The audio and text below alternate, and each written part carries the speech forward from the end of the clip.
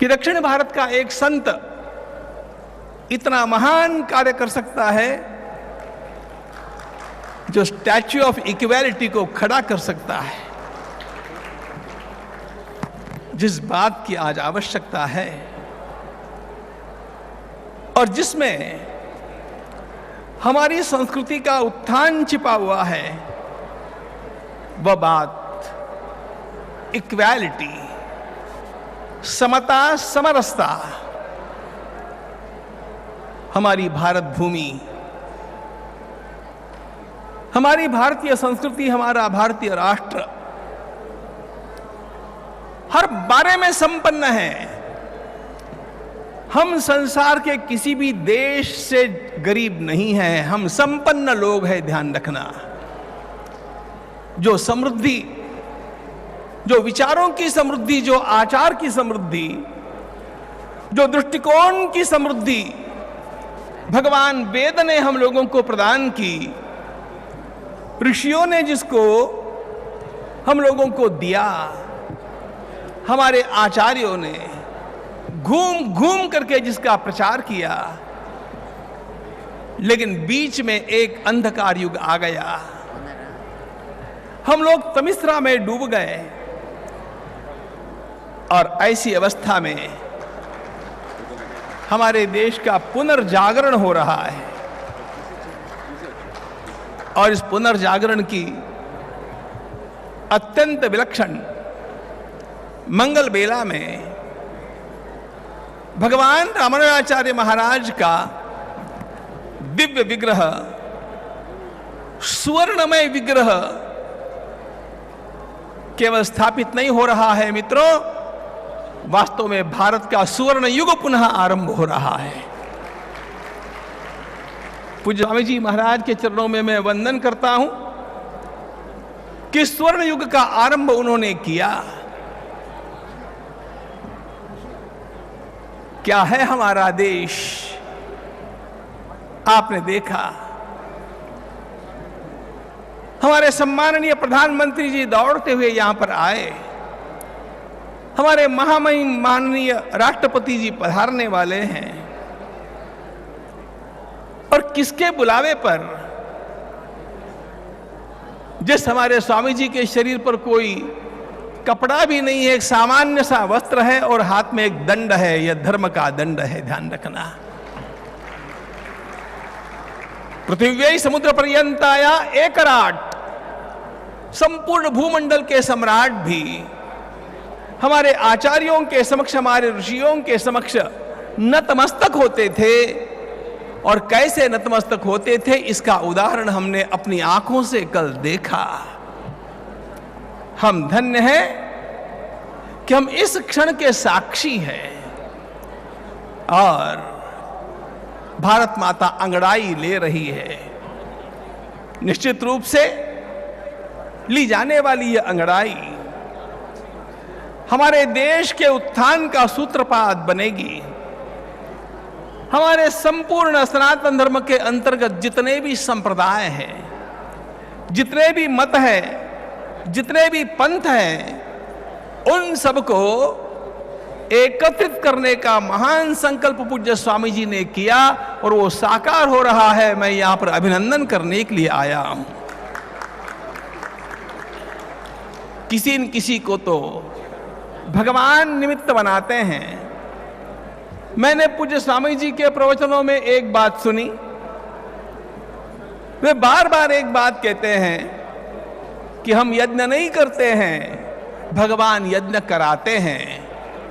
हम सब कुछ जानते नहीं हैं, सब कुछ जानने वाले तो भगवान हैं।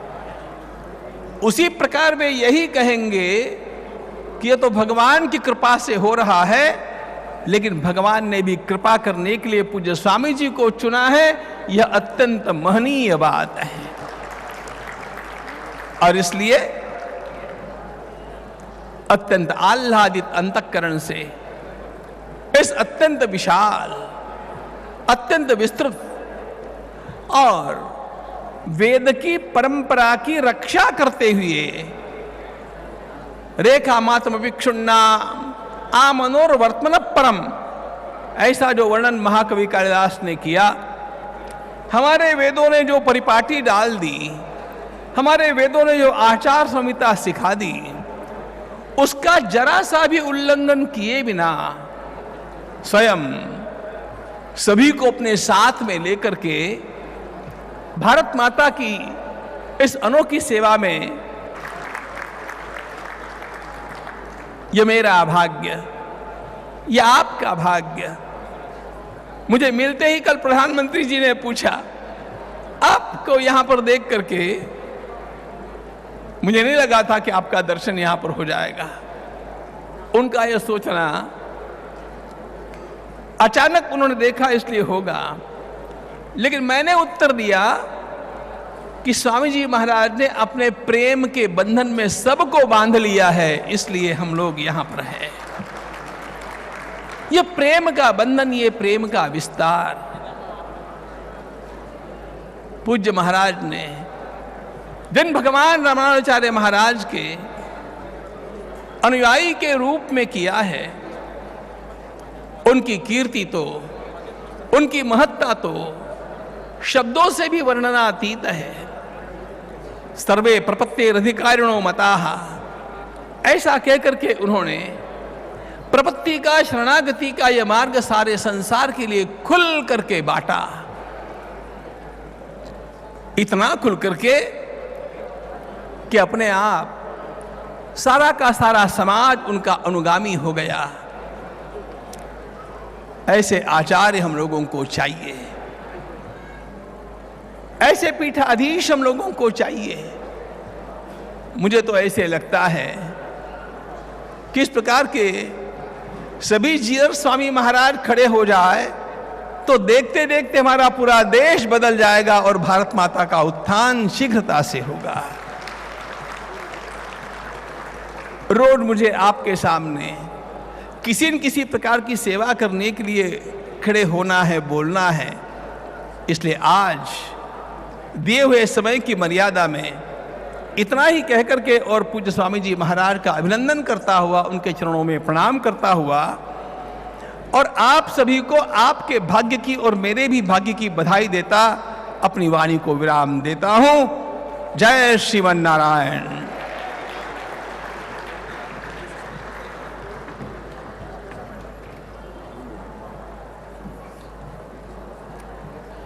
Jai Sriman Narayana. What a fantastic discourse by Giri Swamiji Maharaj. He said, हम यज्ञ नहीं करते हैं, भगवान यज्ञ कराते हैं. That's why even our holiness always says, serve all beings as service to God. We never say, I serve somebody. Right? Now we extend a warm welcome to our very popular actor and also people leader, Sri Pawan Kalyan Garu.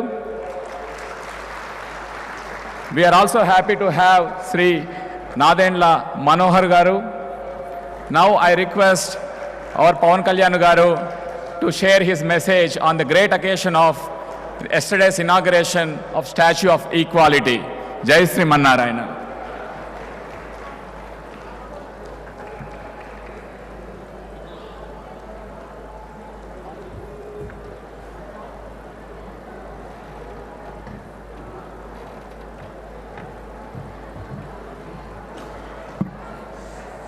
జై శ్రీమన్నారాయణ.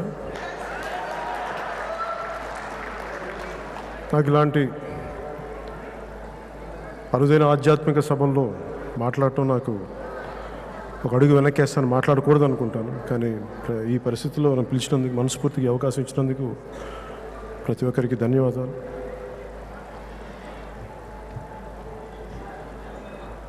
సరిగ్గా సంవత్సరం క్రితం శ్రీ చిన్నజీయర్ స్వామి గారి దగ్గర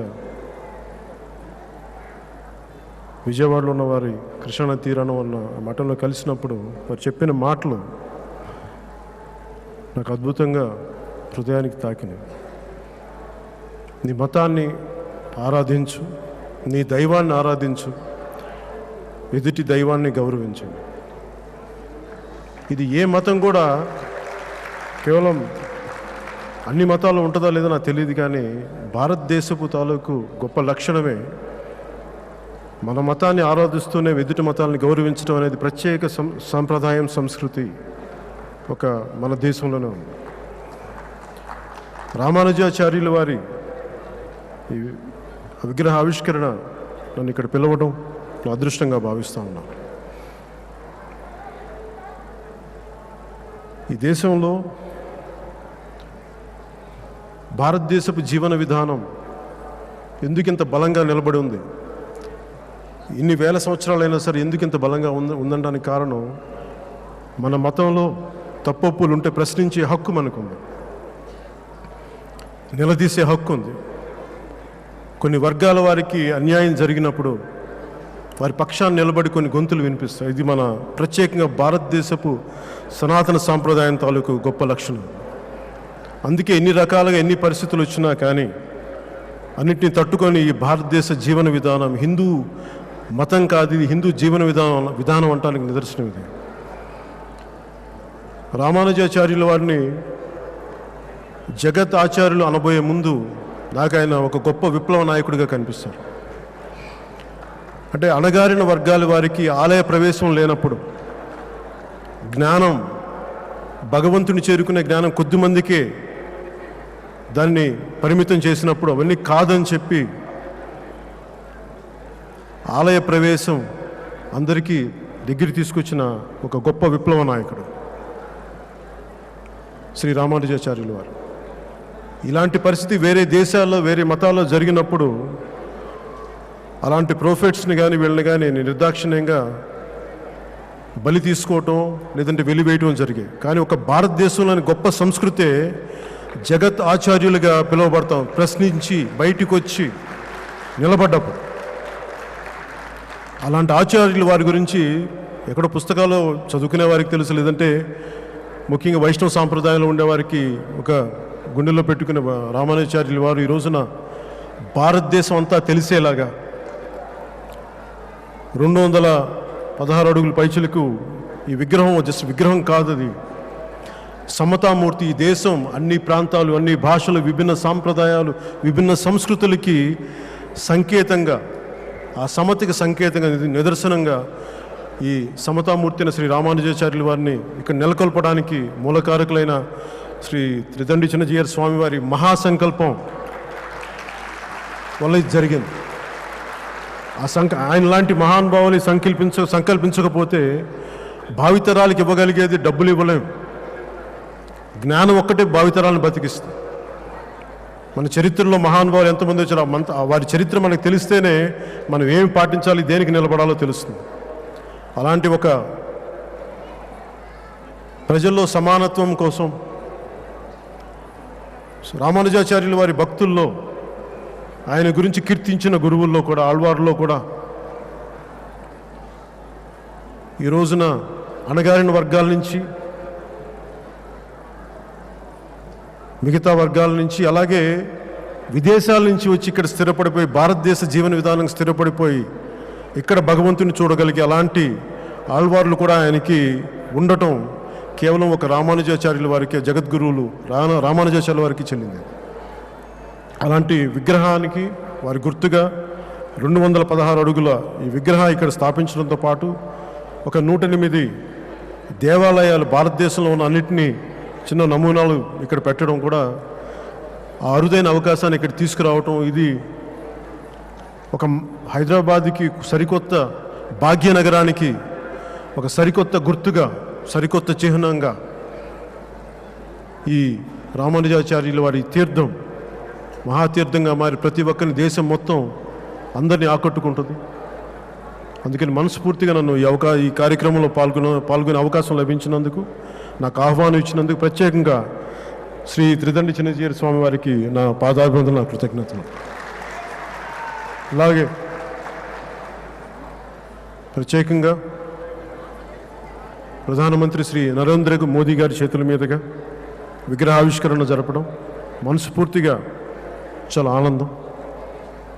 మోదీ గారికి ప్రత్యేకంగా సమయం చూసుకొని వచ్చిన మోదీ గారికి, ప్రధానమంత్రి మోదీ గారికి నా ప్రత్యేక కృతజ్ఞతలు. ఈ సమతామూర్తి విగ్రహాన్ని మనందరం భవిష్యత్తులో భిన్న మతాలకి, భిన్న సంస్కృతులకి, భిన్న భాషలకి సంకేతమైన, మన సంస్కృతికి చిహ్నమైన ఈ రామానుజాచార్యులు మనందరం గుండెల్లో పెట్టుకొని ఆయన స్ఫూర్తిని ముందుకు తీసుకెళ్తామని మీకు మాటిస్తూ సెలవు తీసుకున్నాను. జై శ్రీమన్నారాయణ.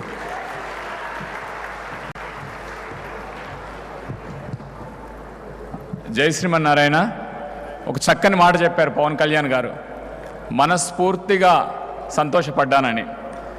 నిన్న చూసిన కార్యక్రమం తర్వాత భారతదేశంలోనే కాదు, యావత్ ప్రపంచంలో ఈక్వాలిటీకి సమతామూర్తి అయిన శ్రీ భగవద్ రామానుజుల వైభవం ఇంకా ఇంకా వ్యాప్తి చెందుతుంది రేపటి నుండి. జై శ్రీమన్నారాయణ. ఇప్పుడు స్వామివారు పవన్ కళ్యాణ్ గారికి మంగళాశాసనాలు అందజేస్తారు.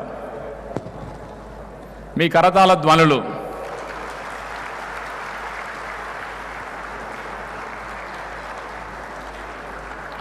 అలానే నేడు ఇక్కడికి విచ్చేసిన అతిథులు నాదెండ్ల మనోహర్ గారు కూడా స్వామివారి మంగళాశాసనాలు అందజేస్తారు.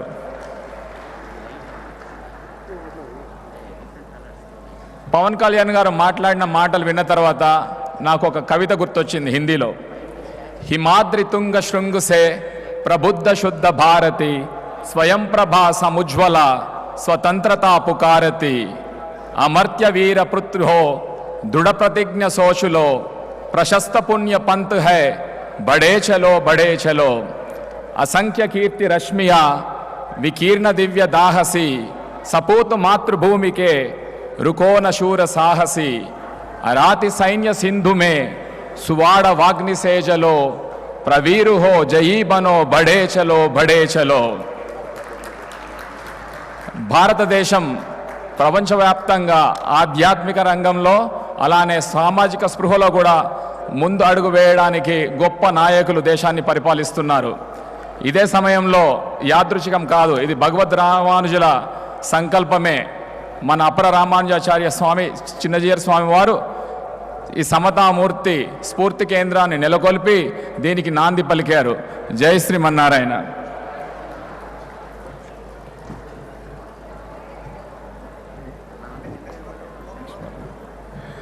ఇప్పుడు వేదికపైకి మన ప్రముఖ కవి జొన్నవితుల గారిని ఆహ్వానిస్తున్నాను. వారు మన తదుపరి కార్యక్రమం, చక్కని కార్యక్రమం ఉంది, ఎక్కడికి వెళ్ళకండి, వారు దాని గురించి వివరిస్తారు. జై శ్రీమన్నారాయణ.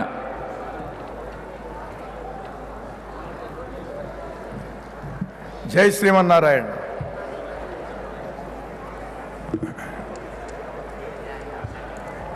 రామానుజ స్వామి వారి మరో అవతార స్వరూపమైన చిన్నజీయర్ స్వామి వారికి, వారి భక్త కోటికి నమస్కారం. ఇప్పుడు కొద్ది నిమిషాలలో భారతదేశం గర్వించదగిన, యావత్ ప్రపంచాన్ని తమ సంగీత ధారలో ఉర్రూతలూగించేటువంటి మహావిద్వాంసుల జుగల్బందీ జరగబోతున్నది. ఈ సంగీత కచేరీ అది వినటం అనేటువంటిది మనందరికీ కూడా ఒక పూర్వజన్మ సుకృతం ఉంటే కానీ ఇటువంటి కచేరీలు వెళ్ళలేం. జీయర్ స్వామి వారు ఒక లోకోత్తరమైనటువంటి దివ్య స్వరాలని